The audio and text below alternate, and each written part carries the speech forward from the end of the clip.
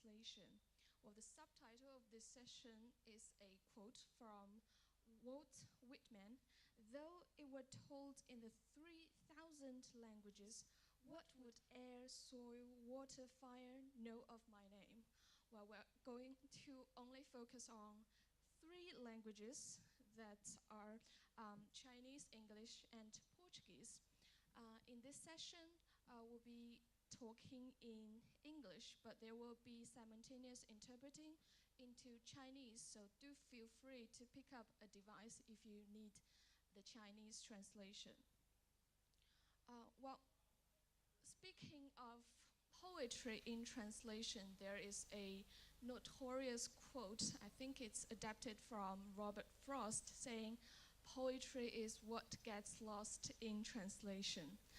But despite this account of despair, we still see a considerable number of poetry translators, and translated poems are never short of readers. They can still touch our hearts. Today we're very pleased to have 3 recognized masters of this impossible art to share their experience of translating poetry. And they are Chris Song, David Brookshaw, and Frederick Williams.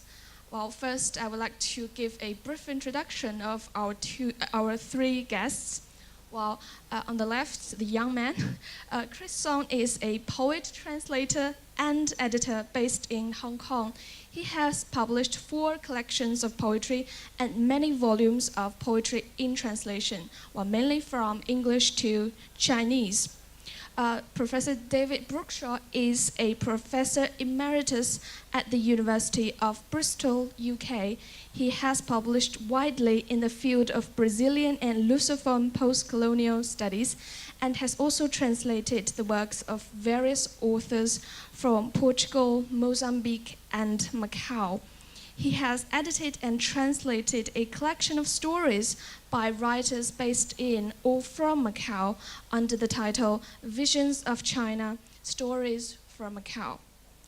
Well, Professor Frederick Williams received his PhD from the University of Wisconsin under Georges de Sena and became the founding director of the Georges de Sena Center for Portuguese Studies. Well, he has translated in amazingly 8 volumes the major poets from all 8 countries and 2 regions of the world whose official language is Portuguese. Well, he has also published 3 volumes of his own poetry. Okay, now here comes my first question. Well, poetry is probably the most difficult genre of literature to translate because of its aesthetic dimension and its focus on form.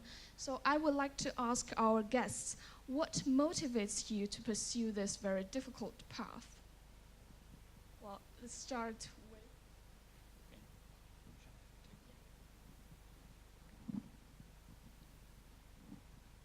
Can you? Yes, okay. Well, it's an interesting question. I have to admit that I haven't translated, I'm more a translator of prose fiction than I am of poetry. That's not to say that I haven't translated poems, but they tend to be individual poems, which have either been for anthologies, such as, for example, a couple of anthologies that were edited here in Macau some years ago, of poetry from Macau, and were published here and circulated here in kind of trilingual editions. And I've translated poems occasionally when they occur as epigraphs in that stand in front of chapters by prose writers that I've translated. So I haven't translated an entire book of poetry, which I think would be interesting but very challenging anyway. I have a colleague, a translator in England, who is a well-known translator from Portuguese and from Spanish into English.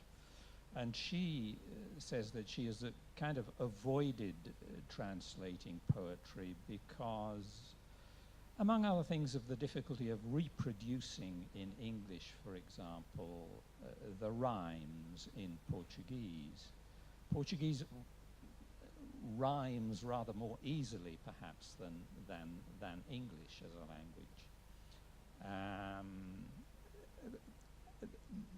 Not English as a language, but English when it is translating that Portuguese. In other words, you have to kind of veer away from the original Portuguese sometimes, I suppose, to produce a rhyme. That is my understanding of what her problematic was. That is why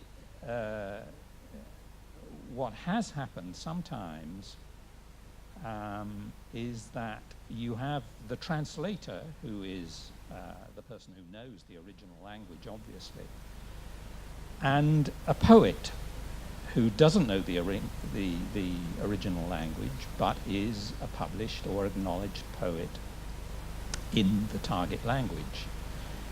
When that was originally proposed to me, I was very worried about it, and I spoke to other translators, some of whom were very dismissive about it.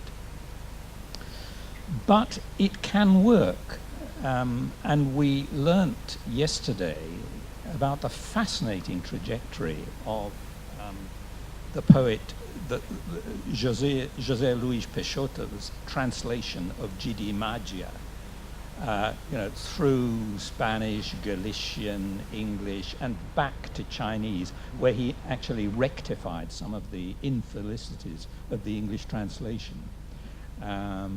So that was very interesting. So it can work, and undoubtedly it does work, and it did work in those anthologies that I mentioned that were published in Macau some years ago, because those were organized by Kit Kellin, who is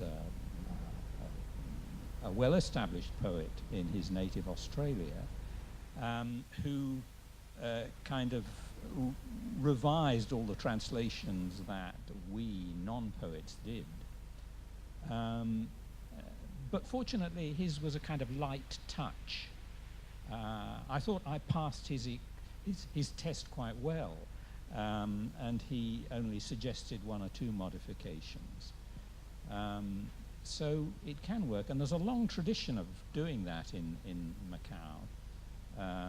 You can go back as far, I suppose, as Camilo Peçanha, the Portuguese poet, who translated classical Chinese poetry, but he didn't know Chinese, so he got the assistance of a well-known Macanese figure of the age, José Vicente Jorge, to help him. So I think, that is part of it. Now, I think for me, the challenge and the pleasure of translating the poetry that I've done is its concision, and in a way, it forces the translator to become a poet himself. And so the translator becomes a poet, even though he may not be a published poet in his own language. So that is very interesting for me, and I've enjoyed greatly the challenges of translating poetry into English. You mentioned poetry is what gets left out in the translation. There's also an Italian version of that translation is the traitor. So, in my own case, I had Georges de Sena as my mentor, who had translated 26 centuries of poetry into Portuguese. And he was very familiar with Western poets. But it came directly to when I was asked by him to put together a course on Brazilian poetry, or excuse me, Brazilian literature in English translation. And so I looked at what had been translated. There was quite a bit translated in prose, but not a lot in poetry. There were books that had come out on modernist Brazilian poets, but not much else. And so I began translating. And as David mentioned, there's always real challenges when you try to translate, because not only do you have the content, but you have the form and the meter and the rhyme and many other kinds of things. But each century speaks English in a different way. And so you have yet another challenge. And Camões is one of the examples that I have. He's been translated almost in every century, and each form is different. But in the 20th century, we had a wonderful prose rendering of the Lusiads. But anyway, I began because Senna asked me to do this course, and so I had to come up with translations. Okay. Well, to be very honest, in the very beginning, I didn't choose to be a poetry translator. And I concur with David that the translation makes you become a poet. And I think that was the major motivation that I started this business. And about 15 years ago, but about 10 years ago, I started with Kit Callan, actually. And but I started with him in order to become a poet, but not to become a translator. But at the time, he said, well, you can start translating poetry in order to learn to do it, to write it. Because in the process, a translator is usually a very mindful and cautious reader of the original text. You break everything down and put it back together again in your own language, and in that process is the poetry making. And so that was my major motivation to translate poetry, and simply is to become a better poet. And speaking of the challenges, and of course I also concurred with Fred that the rhyme and the forms are one of those difficulties, but I also find that the things that are culturally specific are also very, very hard to translate, and especially when I was working on Australian poetry, and they have some kind of terms that are not used in other Anglophone areas. For example, the rings, it's R-I-N-G-S. It basically refers to a water tank, but with the corrugated iron sheets on the outside. It's circular, so they call it the rings, but it's actually a water tank. But how to translate that into Chinese, it's so difficult. If you choose something similar to water tank in Chinese, it's mainly functional and boring. But if you translate it literally as rings in Chinese, and nobody can relate in China and don't know what it is. So this is also what I found very, very challenging. But as a translator, I think you don't have to do everything. And if some poems are so difficult to translate, just give it up. Yeah, yeah. After translating about 15 volumes of poetry into Chinese, and also some of them into English, I found that a good translator, being a translator, one has to know the moment of letting go of a poem, and more importantly, being let go by the poem, which is too difficult for you. Thank you. So, well, it is truly very difficult to translate a poem because you cannot ignore the content and you cannot ignore the form and the musicality. Well, all three of you are very established translators of poetry or poetic prose. So I was wondering, what would you describe your approach of translation? Will you faithfully follow the perspective of the source text author and try to be invisible as a translator, or you're not afraid of exposing yourself?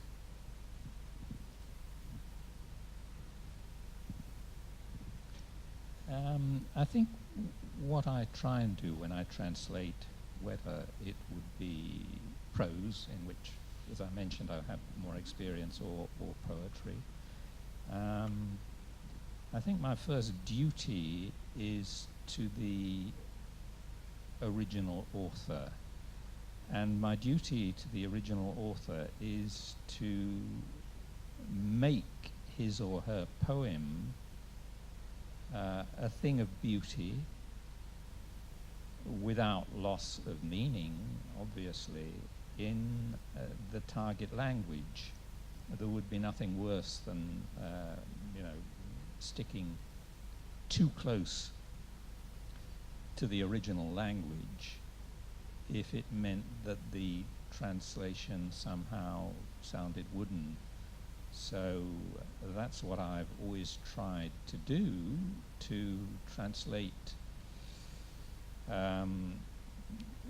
certainly the spirit, if not the letter. And I hope that has worked. And that's particularly difficult, of course, when a writer such as the writer that I have spent many years translating creates neologisms in Portuguese, and you have to find a neologism that doesn't sound clumsy in English. And so that is when you have to depart, I suppose, from the original, but also bring the spirit of the original back into it's like getting at a nut, if you like, and casting off the shell. It's a little bit like that, I suppose. Of neologisms. Well, I haven't come prepared for that, but so there aren't really anything that spring to mind very, very easily, and not in the novel that I've brought with me, from which I was going to read. But when you have a word in Portuguese that is the combination of two words to give a kind of third meaning, then you have to, in a sense, play a game in English without departing too much from the author, what you understand to be the author's intention. Yeah. Chris mentioned something quite important in terms of what to translate, and if you're not able to do it, I have an example of an 18th century poem that I worked on for 3 years, and I couldn't get it to go. But 5 years later, I went back to it and was able to do it. And more to the question you asked, I think if the poet was concerned about keeping a meter and keeping a rhyme, then we need to try as best we can to mimic that. And in this particular poem, the author did not only end rhymes, but interior rhymes. And so that was the challenge, to try to do that. Okay, the approach.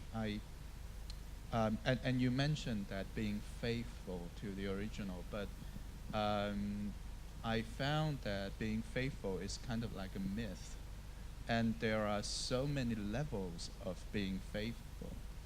Because if you hold on to this myth of being faithful, then you have to assume that there must be one perfect translation for one poem. But that's a wrong assumption, right? So, for example, if you find two translators to do one poem, and you find very different translations, and if they both claim they're being faithful to the original, so then who is more faithful than the other, right? So this is a myth of being faithful. But for my translation, I often create a literal translation at first, and then dig into whatever the most important kind of poetic traits in the original and try to reproduce them in the target language, and that's how I do it usually. And I also have to admit that I don't translate.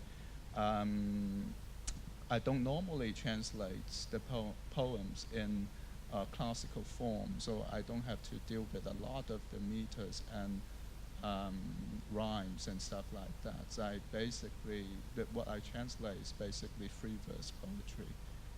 Right. Well, to translate a poem, you can go for the literal meaning, which could usually lead to the effect of foreignization. Well, if we borrow the framework of Lawrence Venuti, there is domestication and foreignization. If you domesticate a poem in your translation, that means you make the reader very cozy and comfortable. You make the poem very easy to read. But there's the opposition, the foreignized method. Well, what would you go for, or which one do you root for? Or do you think there should be a blend of both methods? Yes, this is a very interesting question, because to an extent, if you foreignize, if you translate more or less literally a particular expression, I suppose, from Portuguese into English, in some ways you are contributing to the enrichment of the English language. And so I don't see any harm in foreignizing when I feel it works in English. I think that's the important thing. When it doesn't work, then there are all sorts of options, I suppose, certainly in prose fiction, not so much in poetry, because it's a very, very condensed and disciplined form, I suppose. I mean, I know that in prose fiction, for example, in Portuguese, there are terms in Portuguese, particularly in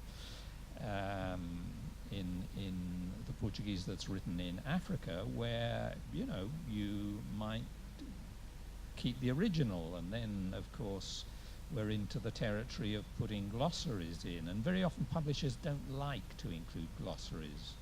I mean, they're kind of ambiguous about that. Sometimes they say, oh, well, yes, that's okay. Sometimes, you know, and I don't really like doing glossaries. I would prefer, in that case, to domesticate, I think.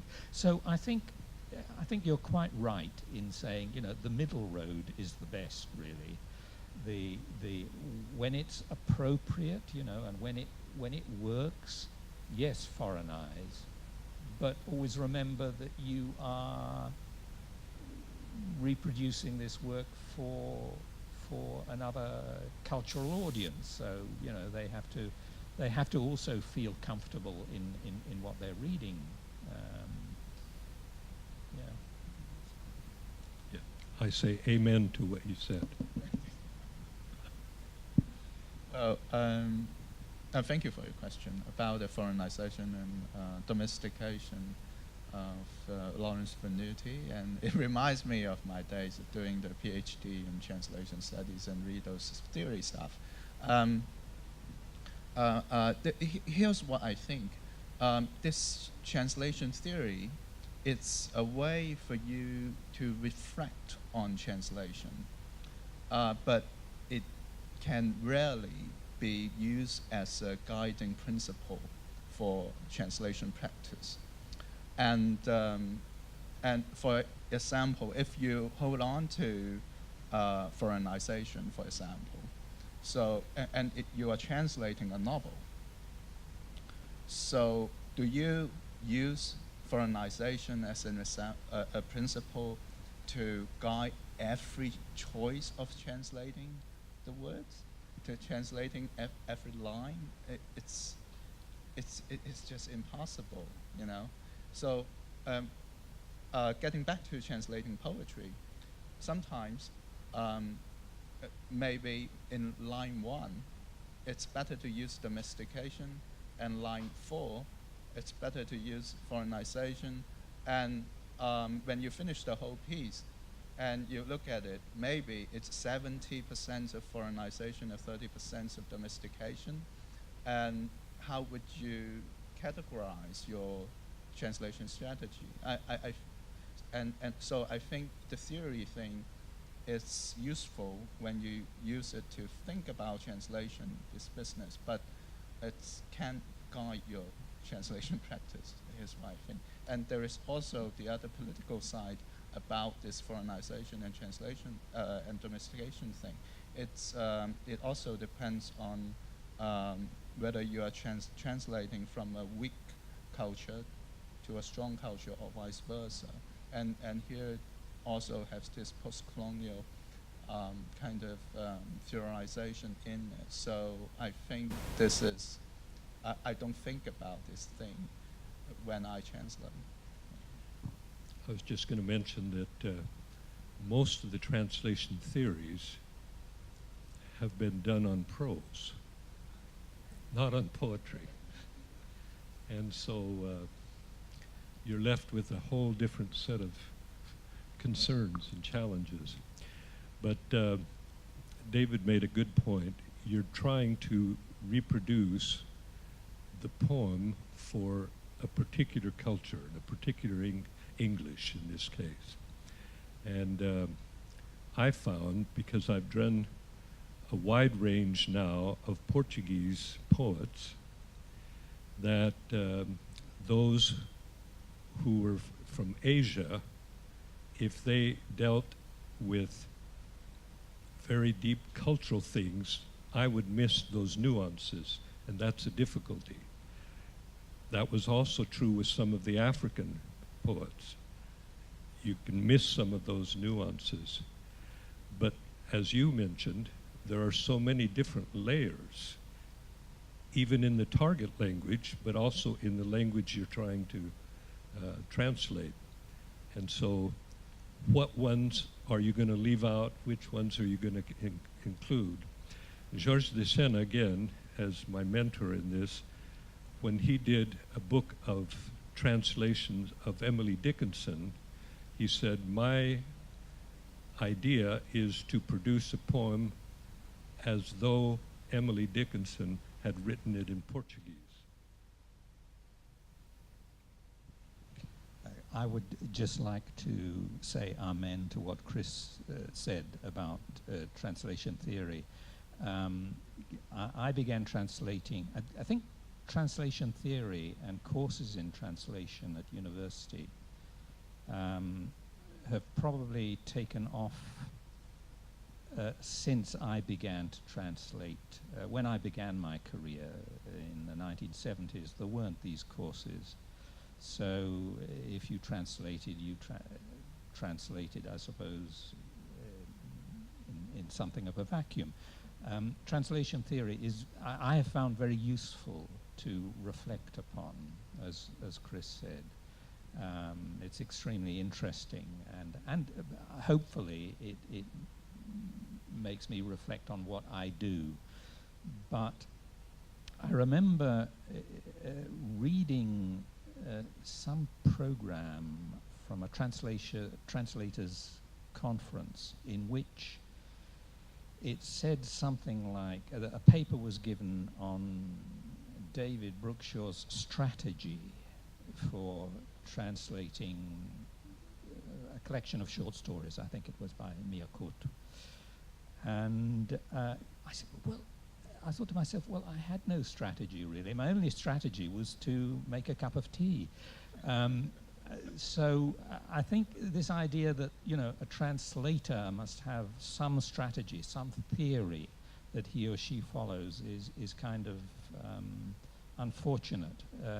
You mix your approach to some extent to fit in with what you feel is best. I think that's what I'm trying to say. That same thing has crept into the university in terms of criticism. Well, on what basis are you criticizing this? What's your theory? Well, as a former major and teacher in translation studies, I do feel that translation theories can sometimes be misguiding. If you are thinking, well, I'm going to use the foreignization method to translate this piece of text, then you are on the wrong path, that's for sure. Okay, my next question is, apart from translating poetry, you also write poems of your own, either voluntarily or you're forced by your practice of poetry translation. Well, do you like translating other people's works has some kind of influence on your own writing? Have you ever looked at a piece you're going to translate and thought to yourself, well, this looks like something I'm likely to write?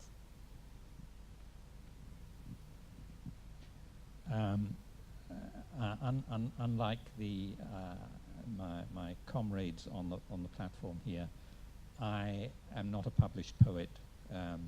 That's not to say that I haven't written a few poems, but they're safely, as was said yesterday in the last session, I think away in the drawer, away in my computer. But what I will say is, you know, poetry is a deeply personal thing, and writing poetry obviously is a response to the world around one and an attempt to understand it and to understand oneself and one's emotions and one's journey through life. I would say that translating work by good authors, and all the authors I've translated are good, in my view anyway, has helped me perhaps to, you know, put together one or two ideas that, as I said, are safely back in the drawer, or I am reasonably modern, in my laptop. I don't know that I could count myself as a public poet, but I have, of course, written lots of poetry, and probably I've been influenced first by the poets that I've translated and the places where they came from. And poetry is an expression that one uses when one is thinking his best. And so when I see others writing about something I may have already thought about and expressing it so beautifully, then that inspires me. Oh, okay. If you mean that to find a model of poem that I want to imitate or write, I don't think I ever found that before. But of course, of all the poets that I translate, I am still influenced by them. But in terms of studying their techniques of making the poems, for example, the metaphor, there are many layers of a metaphor you can deliver in a poem, but it's a very good way of learning to do it. It's translation is a very good way of learning to do it. So primarily, I think I found the models there, but not the overall poem or an overall poets I want to become or imitate. Yes. I have often used art as an example. Every artist wants to be original, but they go through all their periods. They paint like Rembrandt, they paint like, Picasso, and until they finally find what they want to do. And I think there's some of that in poetry as well. So writing poetry and translating poetry can two mutually beneficial processes. Well, my next questions are more relevant to the place we're in, Macau. First, to Professor Brookshaw, you once wrote in an article titled "Poetry Without Borders, Translating from Macau," in which you said, "The linguistic complexity of Macau is far richer than, say, Hong Kong, its post-colonial neighbor. Macau is a particularly multilingual space. Do you think this is an advantage for the growth of poetry or literature in general to grow in Macau?" Well, I think it could be. I remember coming here it must have been about 2002, at about the time when that little anthology of writing came out, and there was a dinner at the military club, as far as I remember. It was a kind of tangent of the Hong Kong Literary Festival that existed at that time. And I was expected to speak in English, which I did, but there were plenty of Portuguese there, and so I started speaking in Portuguese and said, "Look, I know you speak English very well here. You have an advantage over Hong Kong, which was left with just Chinese and English, whereas you have Portuguese, you speak English very well, and of course you have the Chinese. So I'm now going to switch to English, if you don't mind, sorry." And I suppose that is the advantage. I think it can be. I don't know to what extent the communities, if you like, that speak Portuguese and that speak Chinese can create a kind of common sense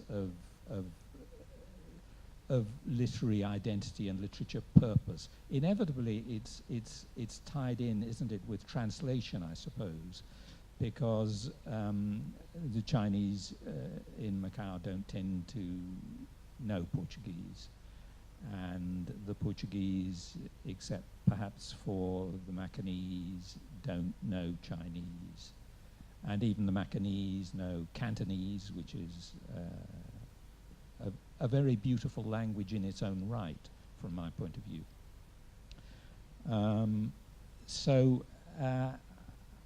I think it's a very interesting and very international and multilingual space, and I think it's full of possibilities, if you like, for a rich and vibrant literary culture, which I think is necessary. It began to be put in place by those editions of poets that Kit Kellin put together some years ago, and it's reproduced in festivals like this, I think. And these are very, very important spaces for the exchange of ideas. And of course, they're very important spaces, but we have the interpreters, the translators in their booths at the back to thank for that. And as long as they exist, then there is a kind of spirit of collectivity, I suppose, and cultural encounter that can be maintained. We have some interpreters back there right now. Yes, I noticed them. I can see them. Yeah. Thank you.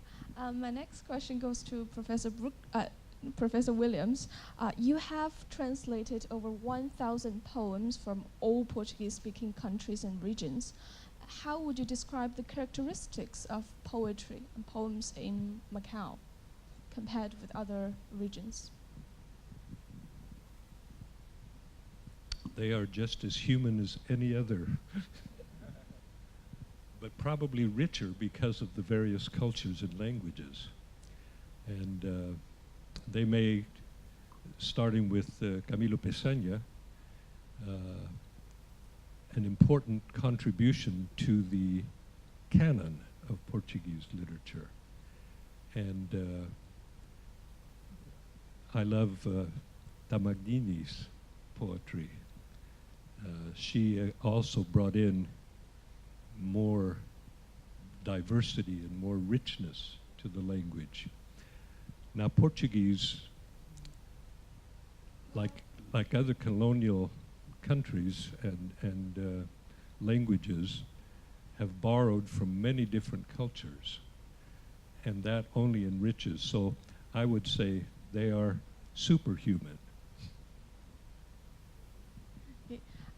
For Dr. Song, you were trained in the creative writing program in the University of Macau, and now you're based in Hong Kong and you're very active in various cultural activities in Hong Kong. I would like to ask how you would compare the two places, Macau and Hong Kong, in terms of the activeness of poetry writing and translation. Okay, let me correct. and actually, it's Department of English, and there is no program of creative writing. There are courses, of course. Yes, I did take some courses in the University of Macau about 8 or 9 years ago. Yes, and after that, I went to Hong Kong, and I have been in both primarily Chinese literary communities, and I found they are almost equally rich in terms of the numbers of poets or writing. They may not be very visible every day, but I believe they are writing, and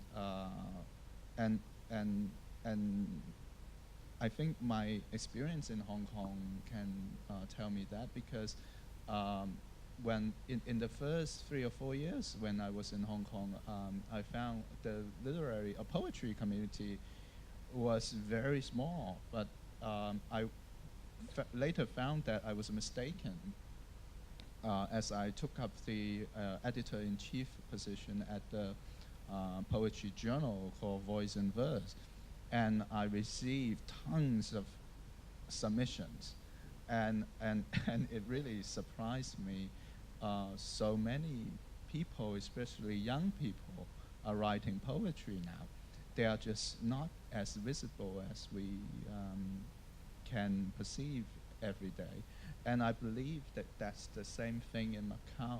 But I think in Macau, it will need more venues for publishing poems.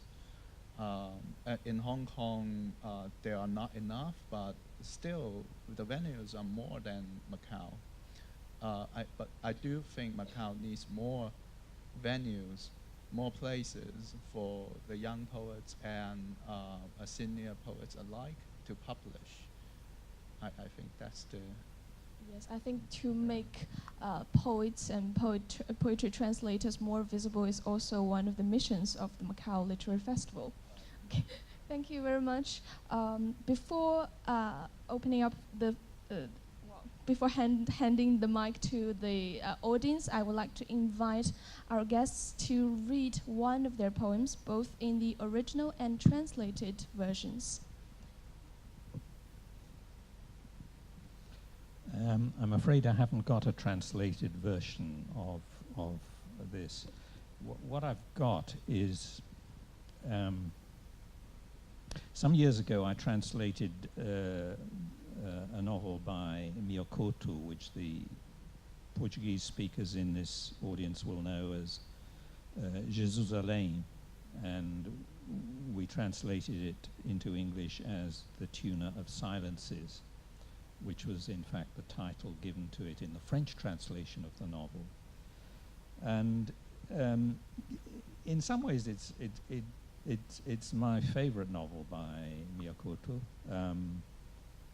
maybe it had something to do with the particular period in my life when I was translating it, I don't know.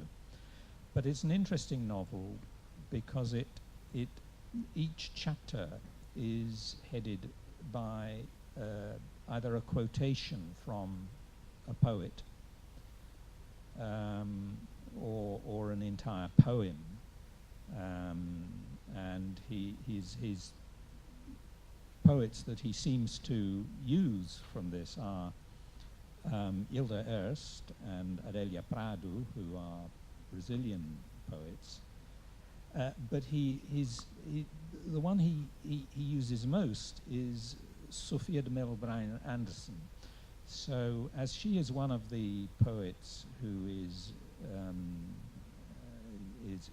being highlighted in this festival, I thought I would read just the beginning of a chapter from this novel, The Tuner of Silences, and the excerpt from the poem, which serves as an epigraph and which kind of sheds light, is designed to shed light or some sort of metaphorical light on the content of the chapter. And to me, it shows how poetry and poetic prose can combine. I hope I've reproduced this adequately in English. But it's the chapter that begins, "My father, Silvestre Vitalicio." This is the slightly insane father of the little boy who is the main character in this novel. Here's Sophia. "You lived on the reverse, endless traveler of the inverse, free of your own self, your own self's widower."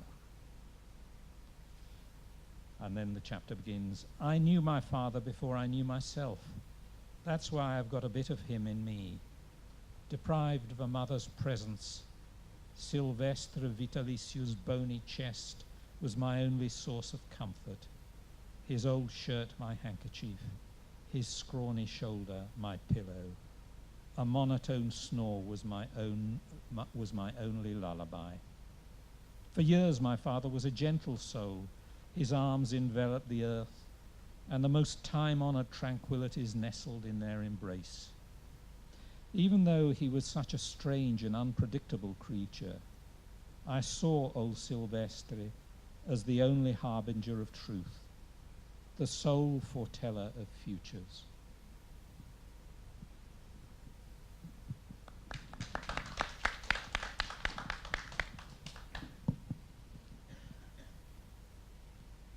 I've chosen a poem by Leonel Alves because of what he says that is very apropos. Do you want the Portuguese as well? Sabem quem sou? Meu pai era transmontano, minha mãe china taoísta, e eu cá sou, pois, eurociano, 100% macaísta. Meu sangue tem a bravura dos touros de Portugal, temperada com a brandura do chinês meridional. Meu peito é luso-chinês, meu gênio sino-lusitano, e toda a minha altivez saber ter traturiano. Tenho pouco de Camões e defeitos lusitanos, e, em algumas ocasiões, pensamentos confucianos. Gosto do tinto e bagaço, dos meus paternos avós, e cerimônias não faço com a aguardente de arroz. É verdade que me exalto à maneira portuguesa, mas também sei fazer alto com toda a calma chinesa. Nariz tenho ocidental, e do Oriente é meu bigode. Se vou a Sé Catedral, também vou a pagode. Sei rezar Ave Maria, assim como lei do Tó Fate. Sempre sonhei ser dia bom sino luso-vate. Sempre tenho a minha mesa, caril com arroz ou pão. Minha mulher é chinesa, com sangue de Paquistão. Assim, os meus descendentes têm sangue internacional e vão deitando sementes em qualquer belo local. Tem sido a minha horta boa, pois nunca a colheita engana. Dei fruta desde Lisboa, que existirá postumana, desculpe. Se sou o que sou, dou graças à China e a Portugal, pois já criei novas raças para o progresso universal.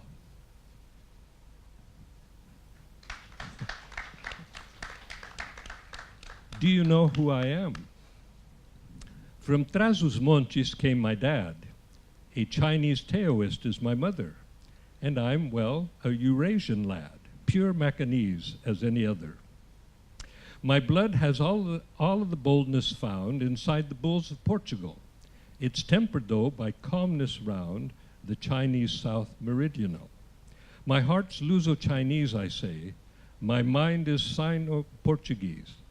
But all my haughtiness gives way, for I treat folks kindly with ease. I ape Camões a little bit. I've some faults Lusitanian, and sometimes on occasions get some thoughts that are Confucian. I like the red wines and the rums that were my father's vice, nor am I bashful when it comes to drinking brandies made of rice. It's true that I'm excitable, as happens with the Portuguese, but I can be inscrutable with all the calmness that's Chinese. My nose looks Western, obviously, while Eastern's my mustachio. If I'm at the cathedral, say, to the pagoda I'll soon go. Hail Marys I recite by heart. My Buddhist prayers I likewise say. I've dreamed I'd be with grace and art a Sino-Luso bard one day. What's always on my table's fare is rice with curry or curry and bread. My wife's Chinese, but also bears the blood that's Pakistani red. Thus my descendants will all share their bloodlines internationally. They'll plant their seeds most anywhere in lovely places dutifully. My orchard's been a fruitful field, and harvests never tell a lie. I've had good fruit since Lisbon's yield, which will live on after I die. If what I am are all these faces, then I thank China and Portugal, for I have spawned many new races. That's progress, blessing one and all.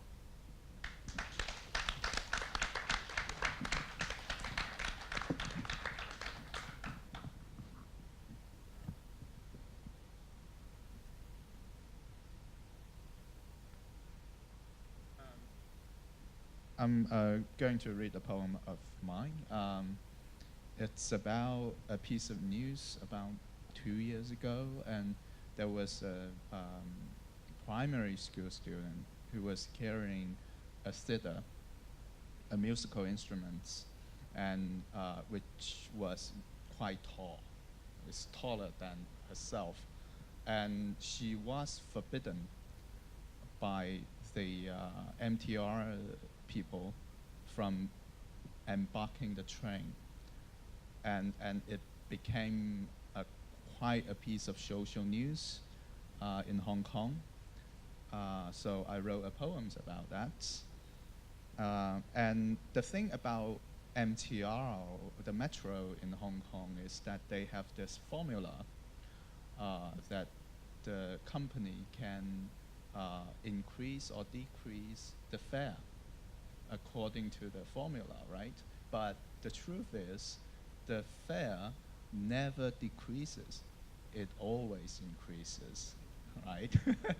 So I'll give the Cantonese version first. It's a short poem. 自古爭，他們不許你入閘，不准你彈奏，逼你讀港鐵條例。你要醒目，不要入閘，也不要當他唱歌，因為他們會再耍詭計，測量你立起的高度。一旦發出反對的聲音，就會被列入黑名單。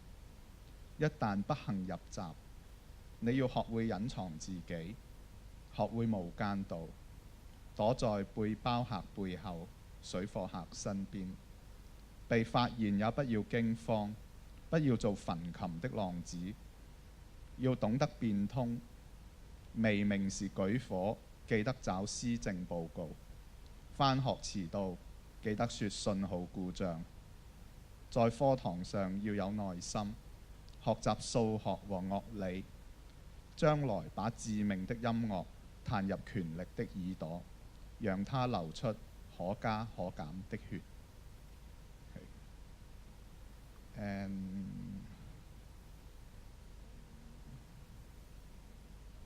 okay, to the 17.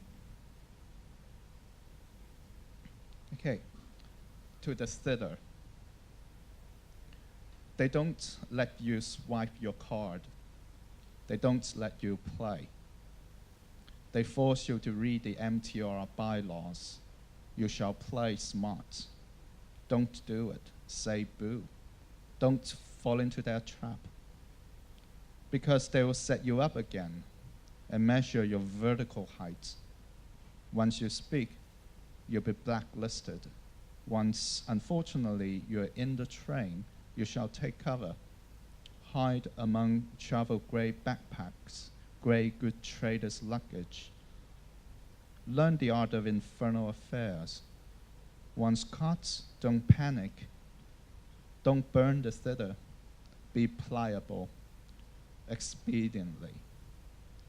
Burn the policy address to make breakfast. Late for school, say there was signal failure. In the class, you shall be patient. Do the math, study music theory. One day you shall play lethal notes into the ear of power and make it bleed fair, adjusted formulaically. Thank you. Thank you very much for our guests. Now, I think we have some time for 1 or 2 questions from the audience. If you have questions, just raise your hand.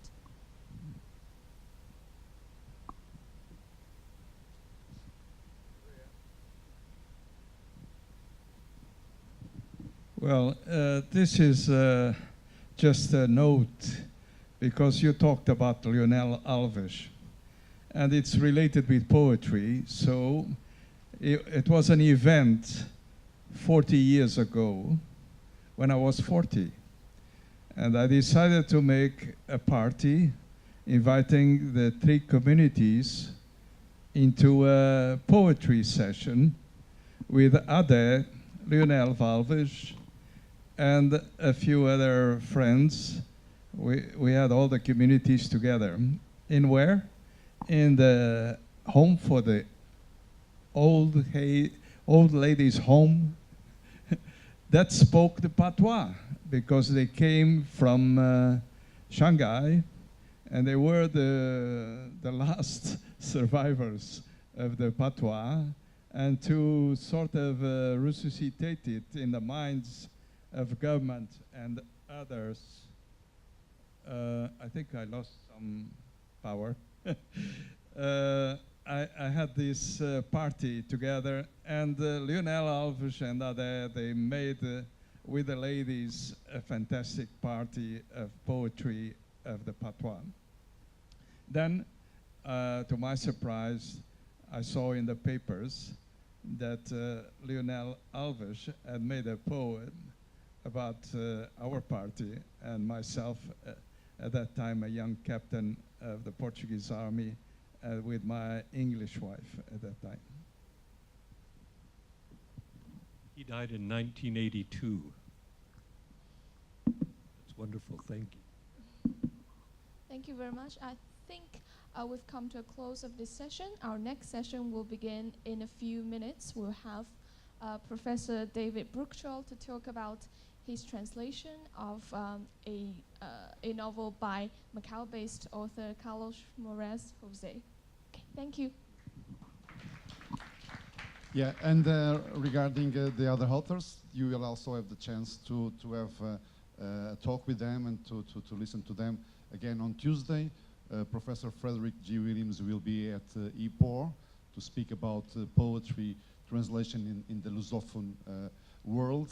And Chris Song will be at the Portuguese bookshop more or less at the same time, 6:15, 6:30, to talk about publishing poetry. So do follow them because it's really worth. And David will be here for the next section with Glenn Timmermans, that was the author of the preface of Carlos Moraes' book, and of course with the author.